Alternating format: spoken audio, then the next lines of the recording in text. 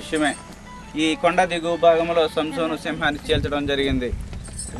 తిమ్నాతు అనేది ప్రాంతం, ఈ దిగువ భాగం అంతా కూడా తిమ్నాతు అనే ప్రాంతం ఇది. ఆ ప్రాంతం నుంచి ఇదంతా కూడా సంసోను దర్శిస్తూ వచ్చి సింహాన్ని చీల్చాడు. తదుపరి ఈ ప్రదేశానికి రావడం జరిగింది. జొరియా అనేటువంటి ప్రాంతం ఇదంతా కూడా న్యాయాధిపతుల గ్రంథంలో మనకు కనబడుతూ ఉంటుంది. 13వ అధ్యాయం 2వ వచన భాగంలో చెప్తాడు,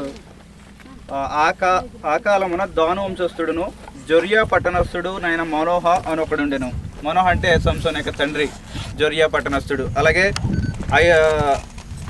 14వ అధ్యాయం 5వ వచన భాగంలో అప్పుడు సంసోను తన తల్లిదండ్రులతో కూడా తిమ్నాతునకు పోయి తిమ్నాతు ద్రాక్ష తోటల వరకు వచ్చినప్పుడు కొదమ సింహము అతని ఎదుటికి బొబ్బరించుచూ వచ్చాను. ఈ విషయం అంతా కూడా మనకు తెలుసు.